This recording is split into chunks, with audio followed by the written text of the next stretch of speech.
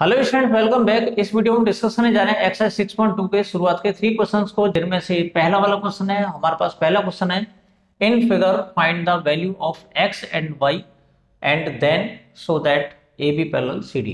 देखिएगा, यहाँ पर ए बी और सी डी को हमें पैरेलल लाना है, यानी ये दो लाइन्स दे रखी हैं ए बी और सी डी, इन दोनों लाइन्स को हमें पैरेलल प्रूव करना है। इसके अलावा एक्स और वाई की वैल्यूज भी हमें फाइंड करनी है। देखिएगा, हमें मालूम है जब दो लाइंस को, दोनों लाइंस चाहे तो पैरेलल हो चाहे कैसी भी हो, अगर इन दोनों लाइंस को एल और एम को कोई थर्ड लाइन इस तरह से इंटरसेक्ट करती है जिसका नाम पी है, तो इस थर्ड लाइन का नाम होता है ट्रांसवर्सल। ठीक है ना। सेम कंडीशन हमारी यहाँ पर, तो यहाँ पर ए बी और सी डी दो लाइंस हैं, इन दोनों लाइंस को पी क्यू लाइन इंटरसेक्ट कर रही है आर और एस पॉइंट्स पर। तो यहाँ पर जो पी क्यू होगा इस ए बी और सी डी के लिए क्या होगा, एक ट्रांसवर्सल होगी।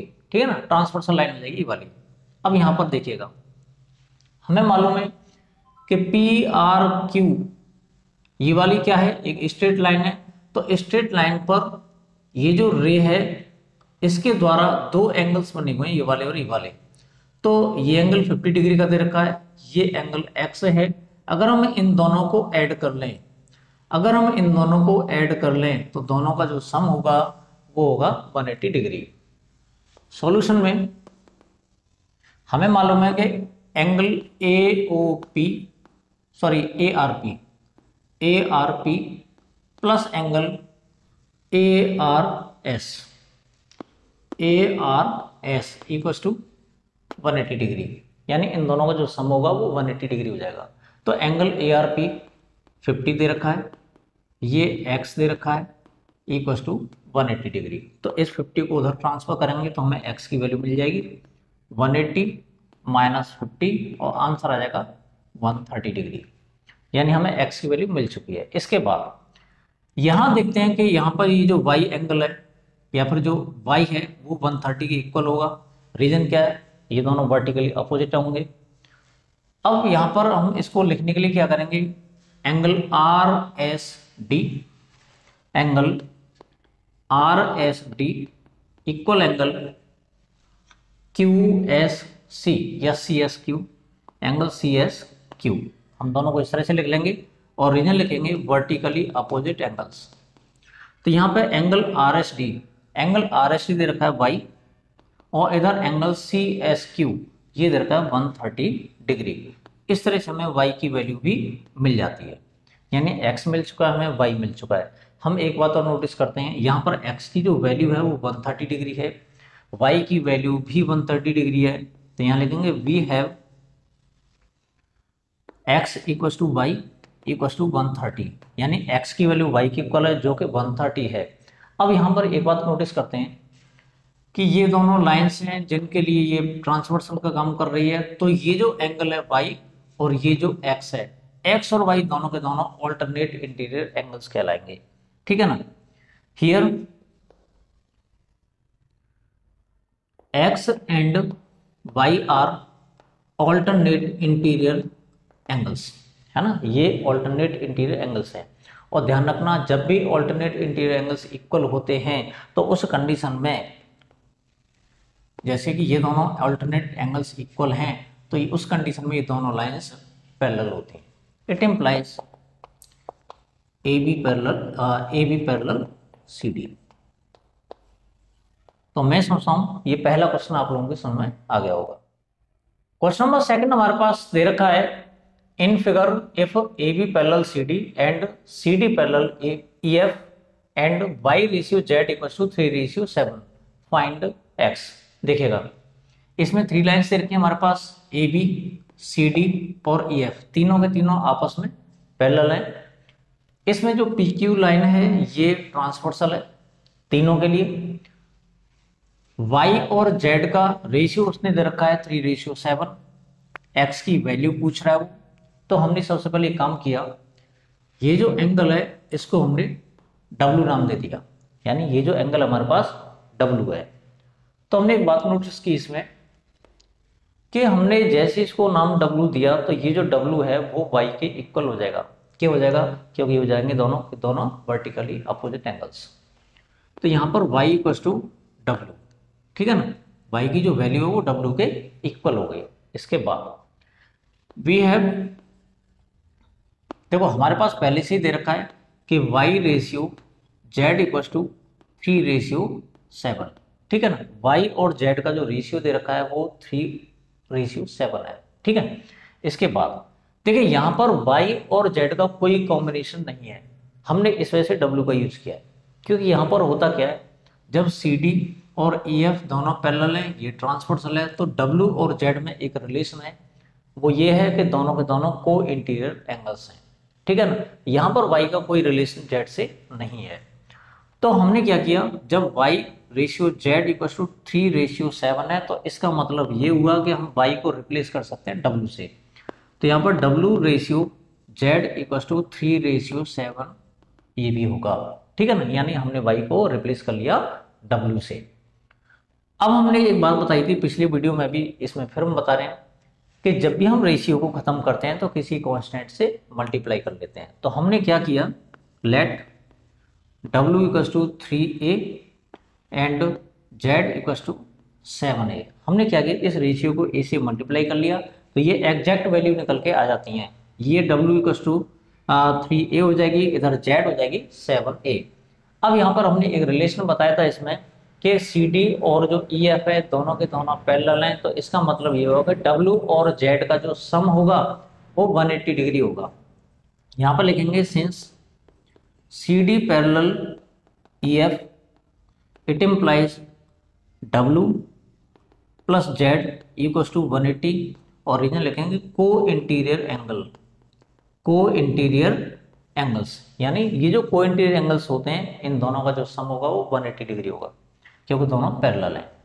W की वैल्यू हमारे पास दे रखी है 3a, Z की वैल्यू दे रखी है 7a इक्वल टू 180, दोनों को ऐड करेंगे तो ये जाएगा 10a इक्वल टू 180, 10 से डिवाइड कर लेंगे तो a की वैल्यू 180 डिवाइडेड बाई 10 कैंसिल हो जाएगा ये, तो a की वैल्यू हो जाएगी हमारे पास 18।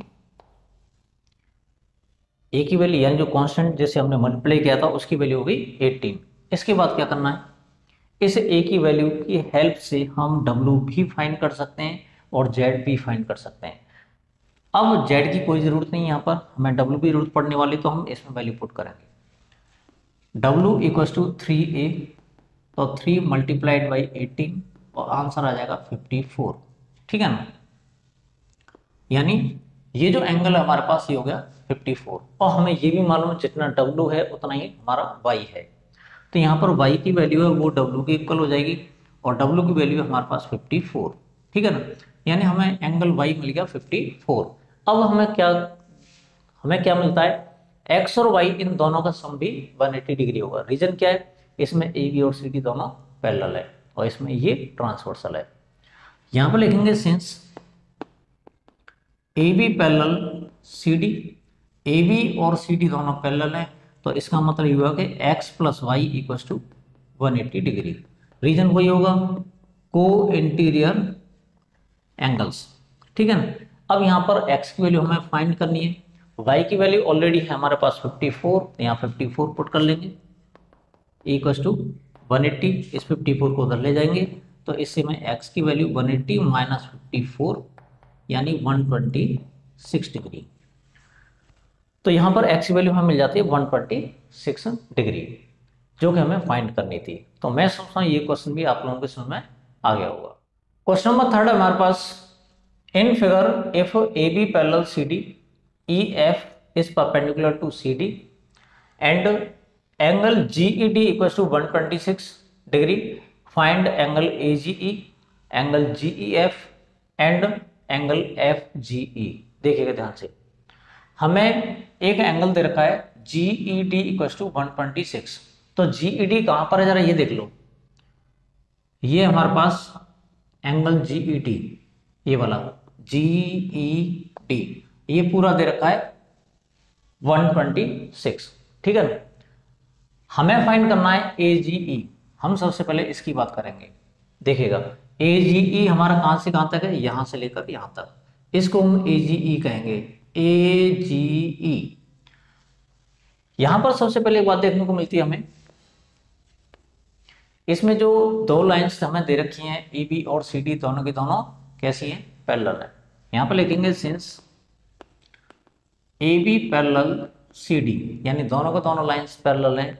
और जहां पर ये है ना, ये इसमें जो जीई है वो ट्रांसवर्सल का काम करेगी, ठीक है ना। जब ये ट्रांसवर्सल है तो इसका मतलब ये एंगल और ये एंगल दोनों के दोनों कैसे हो गए, ऑल्टरनेट इंटीरियर एंगल्स, ठीक है। इसका मतलब ये हुआ कि एंगल ए जी ई जो होगा वो एंगल जी ई डी के इक्वल होगा, ऑल्टरनेट इंटीरियर एंगल्स, ठीक है ना, जिसमें A B parallel C D दे रखा है। एंगल ए जी ई हमें फाइंड करना है और जी ई डी की वैल्यू दे रखी 126 डिग्री, ठीक है ना। तो हमारा ये पहला एंगल मिल चुका है, यानी ये जो एंगल होगा यहाँ से यहाँ तक ये हो जाएगा 126 डिग्री, ठीक है ना। इसके बाद ध्यान से समझना, अब हमें फाइंड करना है एंगल जी ई एफ, यानी सिर्फ ये वाला एंगल फाइंड करना है, ये वाला, ठीक है ना। देखिएगा हमें एक एंगल दे रखा है जी ई डी, ये पूरा है यहाँ से तो 126, और ये जो एंगल है यहाँ से यहाँ तक ये दे रखा है 90 डिग्री का। तो इस 126 में से अगर इस 90 को माइनस करते हैं तो हमें ये मिल जाएगा। दोबारा समझ लेते हैं इस बात को, अगर यहाँ से यहाँ तक जो एंगल है उसमें से इतने एंगल को माइनस कर दें तो हमें ये वाला एंगल मिल जाएगा। तो इसमें हम क्या करेंगे, एंगल जी ई एफ हमें ये एंगल फाइंड करना है, तो हम क्या करेंगे, जी ई डी में से एफ ई डी को माइनस कर लेंगे, तो ये हो जाएगा हमारे पास angle G E D minus angle F E D, G E D हमारे पास 126 दे रखा है, ये एंगल 90 है, देखिएगा ये एंगल 90 है, तो इसको हम सॉल्व करेंगे तो ये हमें मिल जाता है 36 degree. Angle G E F हमें दूसरा एंगल मिल चुका है। अब हमें फाइंड करना है एंगल एफ जी ई। देखिएगा एफ जी ई कहाँ पर है हमारा, एफ जी ई है यहाँ पर, ये वाला एंगल, ठीक है ना।